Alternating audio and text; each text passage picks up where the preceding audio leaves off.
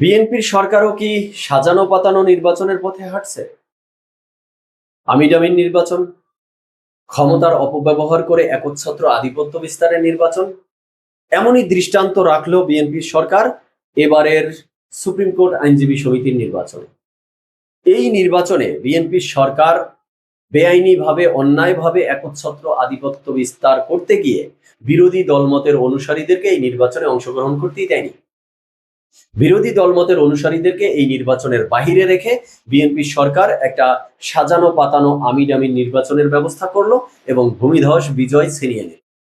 এর দ্বারা বিএনপি সরকার প্রমাণ করলো যে বিগত বছরগুলিতে শেখ হাসিনার সরকার আর কতটুকু আমিডামিন নির্বাচন দিতে পেরেছে। বিএনপি সরকার তার চেয়েও এক ধাপ অতিক্রম করে ফেলেছে। কেন বলছি? কারণ হলো শেখ হাসিনার সরকারের অধীনে 14, 15, 16 বছরে যতগুলো জাতীয় স্থানীয় নির্বাচন হয়েছে, সেই নির্বাচন আমিডামিন নির্বাচন হয়েছে, সাজানো পাতানো নির্বাচন হয়েছে, তাহাজ্জুদের নির্বাচন হয়েছে। এই ঘটনা যেমন সত্য, তেমনি আরেকটা সত্য ঘটনা হলো আইনজীবী সমিতির নির্বাচন। শেখ হাসিনার অধীনে 14, 15, 16 বছরে যতগুলো সুপ্রিম কোর্ট আইনজীবী সমিতির নির্বাচন হয়েছে, এই নির্বাচনে কোনো আমিডামিন নির্বাচন, সাজানো পাতানো নির্বাচন হয়নি। এবারের বিএনপি সরকার যেমন বিরোধী দলের অনুসারীদেরকে নির্বাচনের বাহিরে রেখেছে, আওয়ামী লীগের অধীনে কোনো নির্বাচনে এমন ন্যাক্কারজনক ঘটনা ঘটেনি এই সুপ্রিম কোর্ট আইনজীবী সমিতির নির্বাচনের ক্ষেত্রে। তার জ্বলন্ত প্রমাণ হলো শেখ হাসিনার সরকারের অধীনে সুপ্রিম কোর্ট আইনজীবী সমিতির যে সর্বশেষ নির্বাচনটি হয়েছিল, সেই নির্বাচনেও মাহবুব উদ্দিন খোকন কিন্তু সভাপতি নির্বাচিত হয়েছিল বিএনপির প্যানেল থেকে। দর্শক শ্রোতা, আজকে এই বিষয় নিয়ে কথা বলবো। চলুন direct hit the point. Hit the point number 1-এ আসি, এই মূল ঘটনা প্রসঙ্গে যে সুপ্রিম কোর্ট আইনজীবী সমিতির নির্বাচনকে কেন্দ্র করে এই বছর কি ঘটেছে তার জিষ্ট অংশ। নিয়ম অনুযায়ী প্রার্থীরা টাকা দাখিল করে ফর্ম কিনেছে। এরপরে 42 জন প্রার্থীর প্রার্থিতা বাতিল করে দিয়েছে। তারা নির্বাচনে অংশগ্রহণ করতে পারবে না। কারণ কি? কারণ হলো তারা আওয়ামী লীগের সমর্থক। আওয়ামী লীগের রাজনৈতিক কার্যক্রমের উপরে নিষেধাজ্ঞা রয়েছে। আওয়ামী লীগকে নাকি এই দেশের জনগণ চায় না, তাই তারা নির্বাচনে অংশগ্রহণ করতে পারবে না। তো এর ফলে কি হলো? আওয়ামী সমর্থক যারা রয়েছেন বা এই ধরনের একটা বেআইনি নির্দেশনায় যেই সকল আইনজীবী বা ভোটাররা ক্ষুব্ধ হয়েছে, তারা এই ভোট বর্জনের ডাক দিয়েছে। তো এক পক্ষ যেহেতু ভোট বর্জনের ডাক দিয়েছে, তারপরে যা হওয়ার তাই হয়েছে। বিএনপি ভূমিধস বিজয় লাভ করেছে। তারা 14টি পদের মধ্যে 13টিতেই জয়লাভ করেছে, একটিতে জামাত জয়লাভ করেছে। তো এই জায়গায় এসে বিএনপির প্রতি আমার যে প্রশ্নটি, মানে এই মুহূর্তে এসে সুপ্রিম কোর্ট আইনজীবী সমিতির নির্বাচনে আপনাদের কি ভূমিধস বিজয়টা খুব জরুরি ছিল?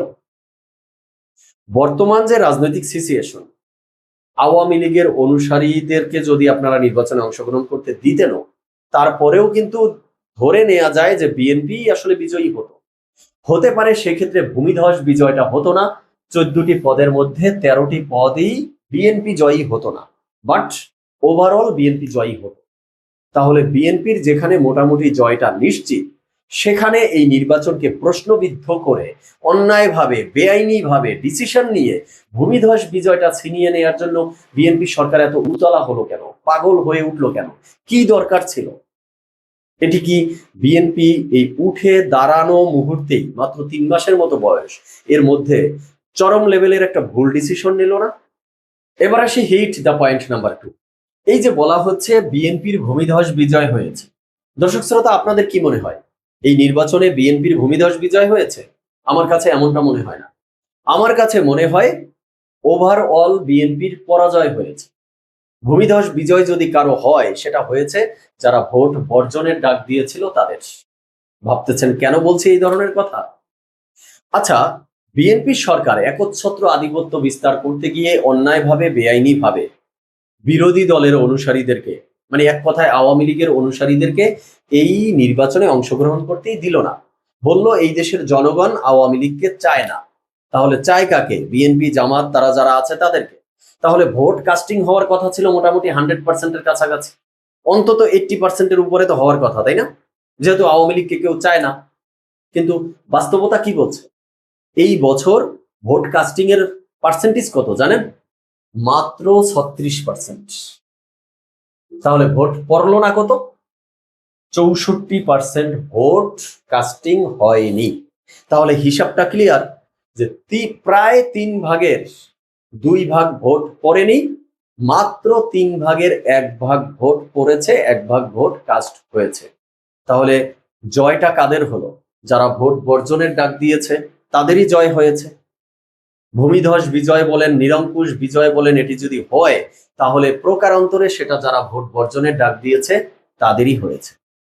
আর বিএনপি সরকারের যে পরাজয় হয়েছে, এটি আমি যে জন্য বলছি সেটার আরেকটা উদাহরণ দিই।